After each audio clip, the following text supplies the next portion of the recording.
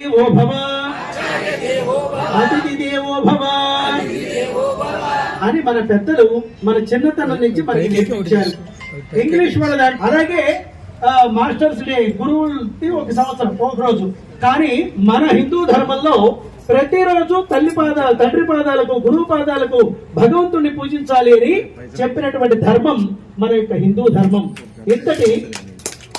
ఇంతటి మాతృదేవో భవ అని ముందుగా తల్లి గారిని ఎందుకయ్యా పూజించాలి అంటే 9 మాసాలు తన గర్భంలో కానీ పెంచినటువంటి తల్లికి ప్రథమ నమస్కారం, రెండవ నమస్కారమే తండ్రి గారికి.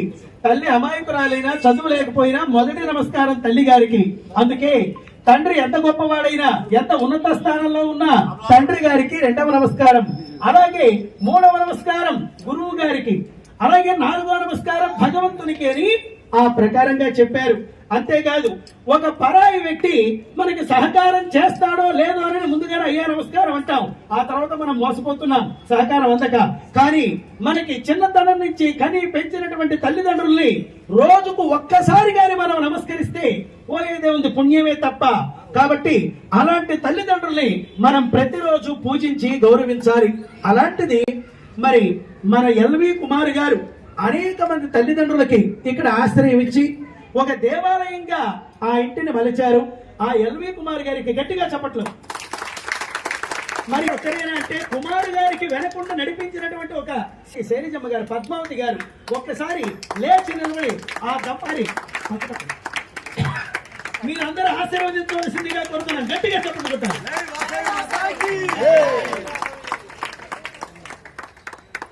భూమిని 3 సార్లు ప్రదక్షిణ చేసిన పుణ్యం, కాశీ యాత్ర హితేన చ తల్లిదండ్రులకు నమస్కారం చేస్తే కాశీ యాత్ర చేసిన పుణ్యం.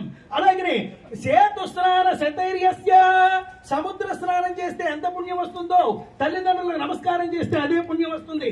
తత్పరం మాతృవందరి అంతటి అద్భుతమైనటువంటి పుణ్య ఫలాన్ని ఇచ్చేది తల్లిదండ్రుల సేవ. శ్రవణ కుమారుడు ఇలా అంటున్నాడు, కనిపించని దేవుని కన్నా కని పెంచిన తల్లిదండ్రులే మిన్న. వివేకానందుడు అన్నాడు, చనిపోయిన తర్వాత తల్లిదండ్రులకు వేసే సమాధుల పైన వేసే 2 పూలదండల కన్నా వాళ్ళు జీవించి ఉండగా వాళ్ళకి పెట్టే 2 అన్నం ముద్దలు మిన్న అని వివేకానందుల వారు అన్నారు. అందుకే ఆ తల్లిదండ్రులు ప్రతిరోజు పూజించాలి. తాత అవ్వాలంటే మన ఇంట్లో నాయనమ్మ గాని అమ్మమ్మ గాని అలాగే తాతయ్య గాని ఉంటే మరి ఒక పుట్టినరోజు నాడు గాని ఒక పెళ్లి రోజు గాని అలాంటి పర్వదినాల్లో పెద్దల పాదాలకు కూడా నమస్కారం చేయాలి. మరి పెద్దల పాదాలకి పిల్లలు నమస్కారం చేయడానికి వచ్చినప్పుడు వద్దు అని మనం అనకూడదు. ఎందుకంటే అది ఒక మన సంప్రదాయం, అది ఒక ఆచారం. మన పిల్లలకి మనం నమస్కారం వాళ్ళు చేస్తే అందించడం, ఆశీర్వచనం అందించడం మన ధర్మం. ఇది సంస్కృతిగా భావించాలి. అందుకే ఆ పిల్లలకు మనం ప్రతిరోజు దండం పెట్టడానికి మన దగ్గరికి వస్తే ఆశీర్వదించాలి. అలాగని చెప్పి పిల్లలు వాళ్ళందరూ వాళ్ళు మన పాదాలకు నమస్కారం చేయాలంటే మనం ఏం చేయాలి? పిల్లలు పెద్దల పాదాలకు నమస్కారం చేయాలంటే మనం ఏం చేయాలి? ఏంటి కర్ర తీసుకుని మీరు మా పాదాలకి దండం పెడతారా లేదా అని అంటాం కాదు. మనం మన పెద్దలకి దండం పెడితే వాళ్ళు అది చూసి మనల్ని ఆచరిస్తారు. తల్లిదండ్రుల్ని ఎలా మనం పూజిస్తామో మన బిడ్డలు కూడా మనకు అదే విధంగా ఆచరిస్తారు.